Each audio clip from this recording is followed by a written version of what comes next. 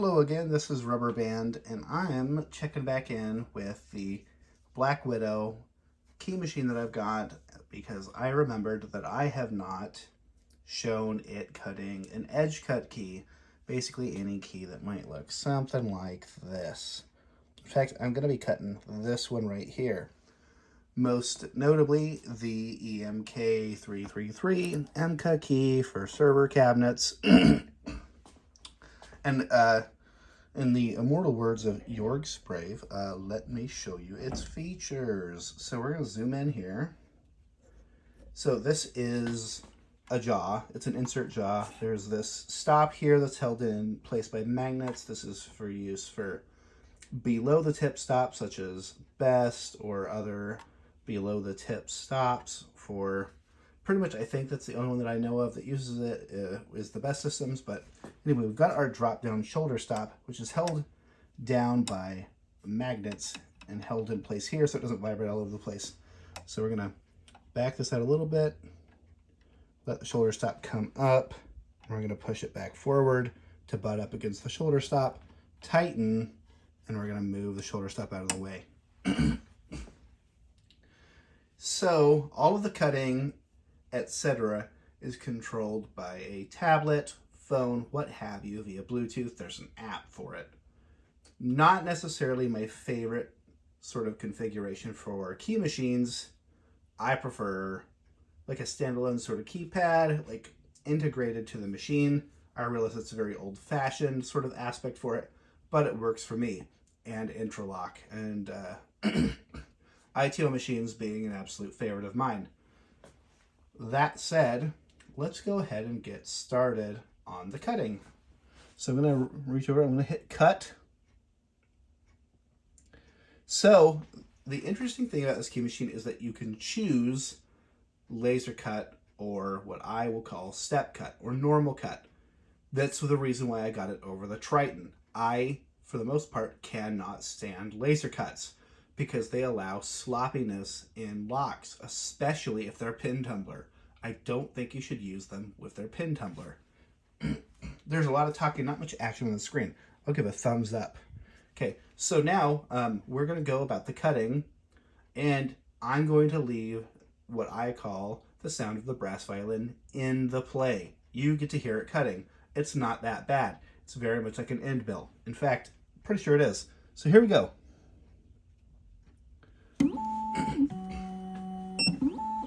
So right now, it's going to just test the depth of field against the jaw, make sure that it's the right one for the specs that I chose. It unfortunately has to do this for every single key that I have cut.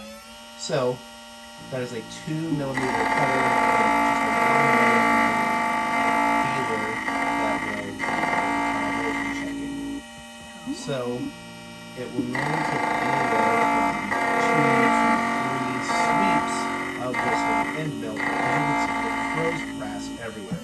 There is a shield that I did not put on because I wanted clear visibility, but it sits there like this. And I guess actually it would have been fairly clear anyway. However, hindsight is 20/20. So anyway, let's unjaw this thing. So the keys end up looking pretty darn good. So the cuts, of course, for the 333 key being 23211, represented like this. So not bad. No deburring necessary, so there's no sharp edges here, and I could just hit this with the old stamp and go throw it in with the others. However, we're not done. Because I really enjoy the versatility of this particular machine, I'm also going to show you it cutting a more substantial key, that of an SC4. So I'm going to go grab one.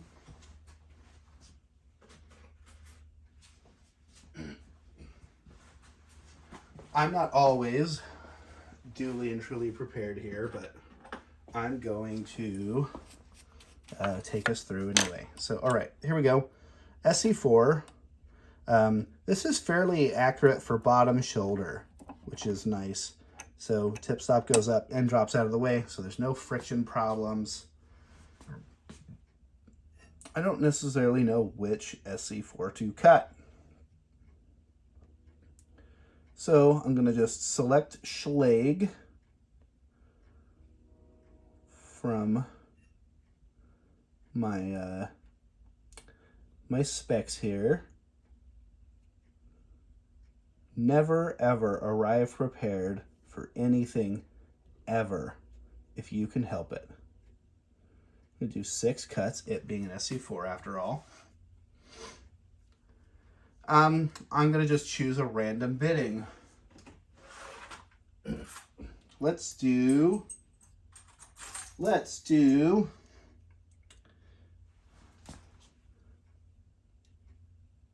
7, 2, 5, 4, 7, 2. All right. Okay, here we go. It's telling me to be clear that I am using a 2mm cutter. Other than multi-lock, I haven't used anything but. So here we go. I can always clean up the brass later. I'm going to show you one of my very minor gripes about this key machine. But considering the cost of entry for this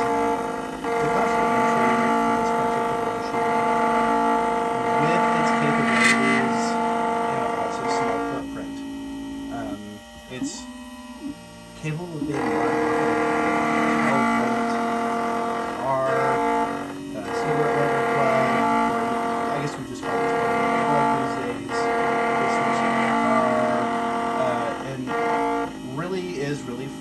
for that, because I can just throw it in the back of my car and be able to cut keys wherever I need to go, have a shield for it, and even if I don't want to do that, it can run off of a battery. And that's kind of what's sitting in the background here in this bag.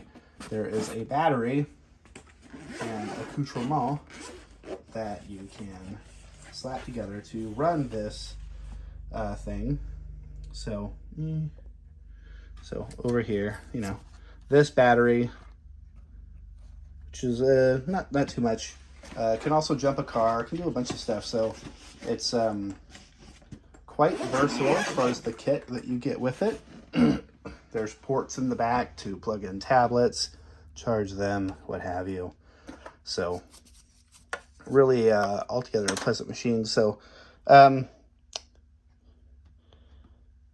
it actually did not do it for this key link. I guess it might be just an automotive plunge thing, but normally it sweeps in at more of a pronounced angle to get these cut. I like how it just drops straight in and cut with the correct angle geometry.